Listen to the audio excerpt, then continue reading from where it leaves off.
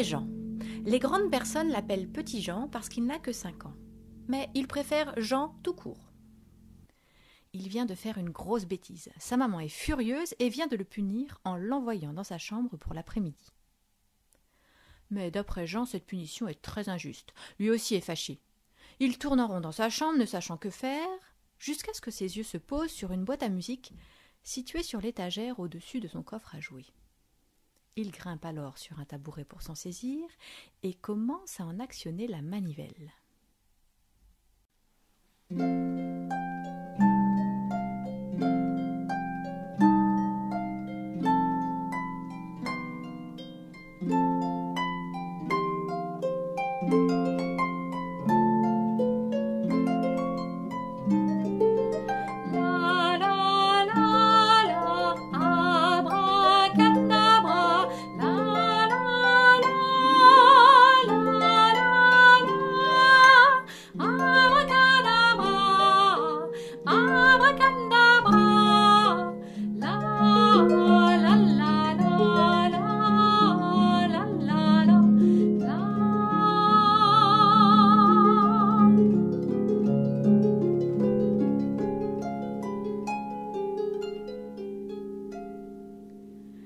Cette musique, que Jean connaît par cœur, agit sur lui comme une formule magique libératrice. Abracadabra, la la la la la, et au revoir maman et sa punition trop sévère. Jean clame avec joie que je quitte cette chambre rikiki pour m'envoler dans les airs comme les avions et les hélicoptères. Un sentiment de légèreté l'envahit et le voilà débarrassé de toute contrainte. Comme si ses pieds quittaient le sol, il s'imagine passer par la fenêtre, léger comme une plume évoluant au gré du vent.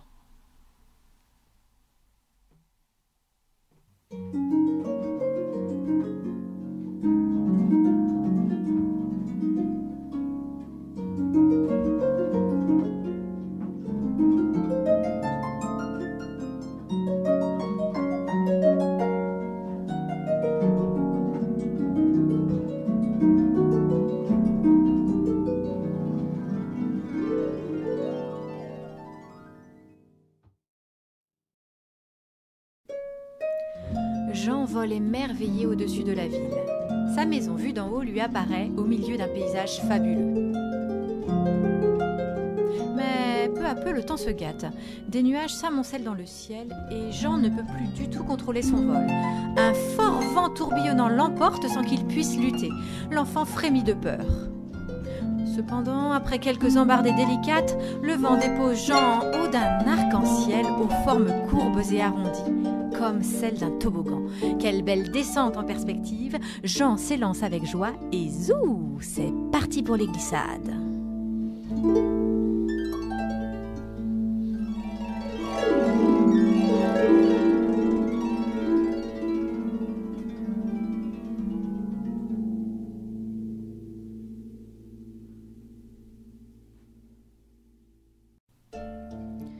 Mais les nuages ont continué à s'accumuler et le ciel s'est tellement obscurci que l'arc-en-ciel a fini par disparaître. Il s'est même mis à pleuvoir. Il est temps maintenant pour Jean de revenir à sa chambre. Voler dans les airs, ça n'a qu'un temps. En quête d'une distraction nouvelle pouvant lui faire oublier son après-midi de punition, Jean se dit qu'il essayerait bien à présent d'attraper la boîte en osier dont sa mère lui a interdit l'accès et qu'elle tient à l'écart en haut de son armoire. Après avoir déplacé son gros coffre à jouets et empilé 3 coussins par-dessus, Jean escalade cette drôle de structure pour s'emparer de la boîte défendue. Il en débloque le cadenas tout rouillé et en sort alors les objets qui s'y trouvent. Ce sont des jouets anciens qui ont dû appartenir à sa maman quand elle était enfant.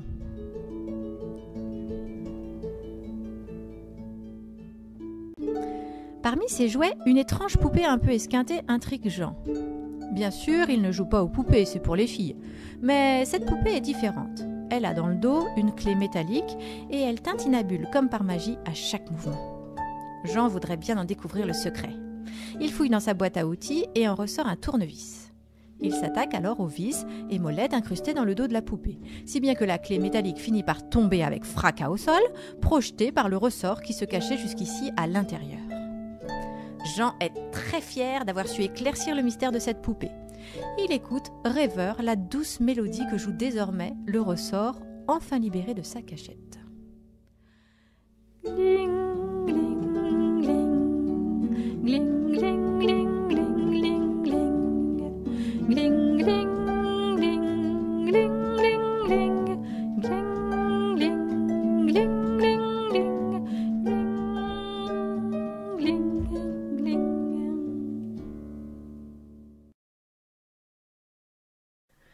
Le ressort vient d'égrener ses dernières notes. Bercé par la mélodie répétitive du mécanisme de la poupée, Jean s'est endormi. Il rêve. Le voilà une nouvelle fois dans les airs. Cette fois-ci, il est harnaché aux ailes d'une paire de ciseaux magiques et il est accompagné dans son rêve d'une patrouille d'outils volants. Jean va à toute vitesse, incapable de contrôler la direction de son étrange appareil. Le vent dans les oreilles, il aperçoit au loin ce qui semble être un immense toboggan jaune clair avec des reflets dorés.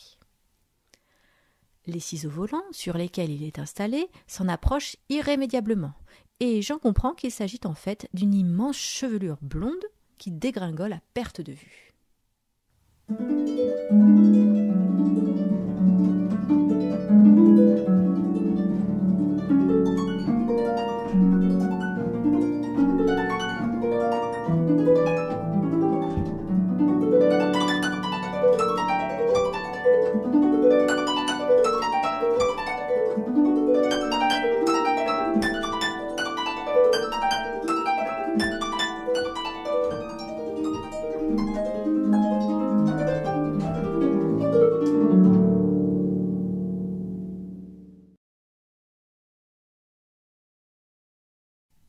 Sans que Jean puisse les en empêcher, les ciseaux magiques se sont précipités sur cette longue et impressionnante chevelure, stoppant net leur chevauchée effrénée. Voilà Jean maintenant tout étourdi, reprenant ses esprits au milieu de quantité de boucles blondes sauvagement coupées au passage de la paire de ciseaux. C'est alors qu'apparaissent, émergeant une à une de cette vaste étendue capillaire, de petites princesses aux mêmes boucles blondes. Elles s'approchent doucement de Jean. Celui-ci, croyant reconnaître la poupée qu'il vient de démonter comme multipliée à l'infini, prend d'abord peur. Il craint que les princesses de ce drôle de rêve ne lui reprochent d'avoir abîmé le dos de l'une d'entre elles en voulant en découvrir le secret. Mais ces princesses n'ont pas l'air de lui en vouloir. Elles le regardent plutôt avec attention et curiosité, comme si cette fois-ci, c'était elles qui cherchaient à percer le mystère du petit garçon.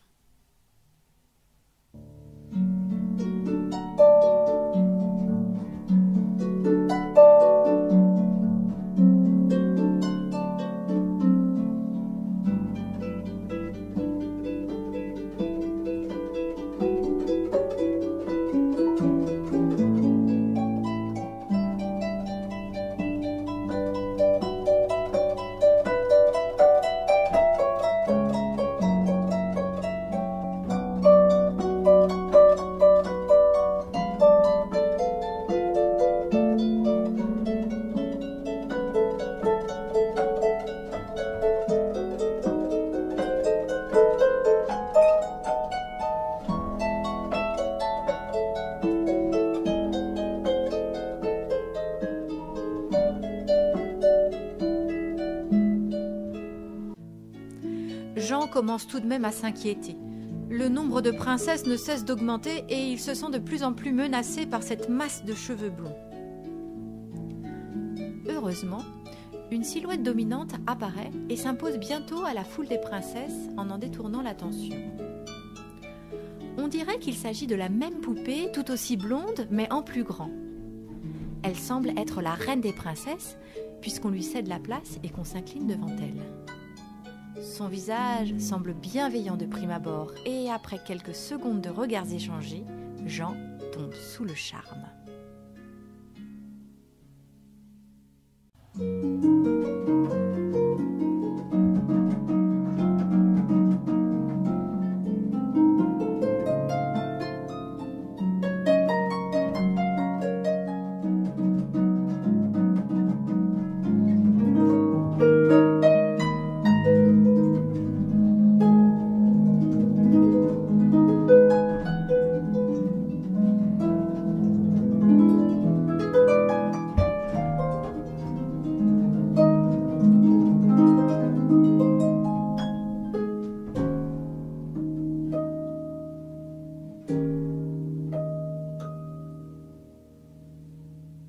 Rassemblant tout son courage, Jean s'adresse à la reine et lui déclare en un seul souffle « Adorable poupée, reine des princesses, je t'aime !» Mais alors qu'il tente de lui voler un baiser, la reine se fâche, son visage se crispe. Elle pointe un doigt accusateur vers Jean, tout en montrant de son autre main les quelques mèches de cheveux qui lui restent derrière la tête. Jean comprend avec stupeur qu'elle lui réclame les boucles blondes qui ont été coupées par les ciseaux lors du brusque atterrissage tout à l'heure. Mais il ne peut pas lui rendre sa belle chevelure. Quasiment toutes les boucles ont été coupées, et il en est d'ailleurs presque entièrement recouvert. Ce n'est plus un rêve, c'est un cauchemar. Il doit s'enfuir. Vite!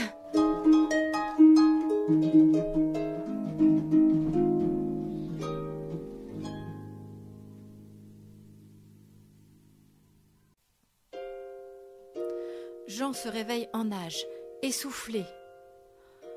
Ouf, ce n'était qu'un cauchemar. Néanmoins, il est triste, vexé. Cette reine des princesses était si jolie.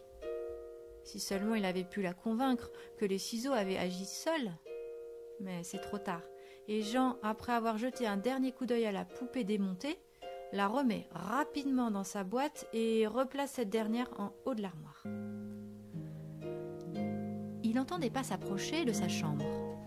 La porte s'entr'ouvre en un léger grincement, laissant apparaître le doux visage de sa maman. Celle-ci s'approche de Jean et lui ouvre les bras en signe de pardon. Jean court s'y blottir.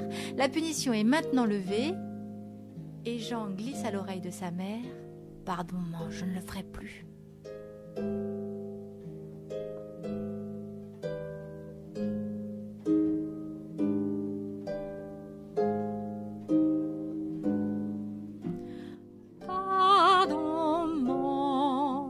Je ne leur ferai plus, je ne leur ferai plus, non, je ne leur ferai plus.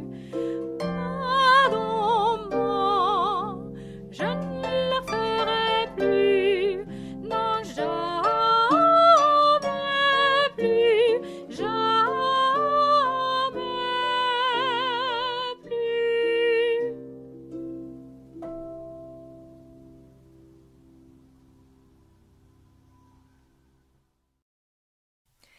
Mais alors que sa maman lui propose d'aller prendre le goûter, Jean, maintenant consolé, retourne quelques instants à ses rêves. Après tout, il n'était pas si mal, puni dans sa chambre. La coupe de cheveux qu'il a librement improvisée le matin même sur la tête de sa sœur, ôtant à celle-ci quelques-unes de ses plus belles boucles blondes, valait bien cette punition. De toute façon, cette bêtise n'était pas bien grave, et les aventures qu'il a pu vivre aujourd'hui n'auraient pas été possibles sans cela. Sa sœur semble d'ailleurs avoir oublié les coups de ciseaux hasardeux du matin, et elle prend maintenant son goûter à ses côtés sans broncher. Alors Jean se dit qu'après tout, vu la masse de cheveux qui reste sur la tête de sa sœur, une mèche de plus ou de moins...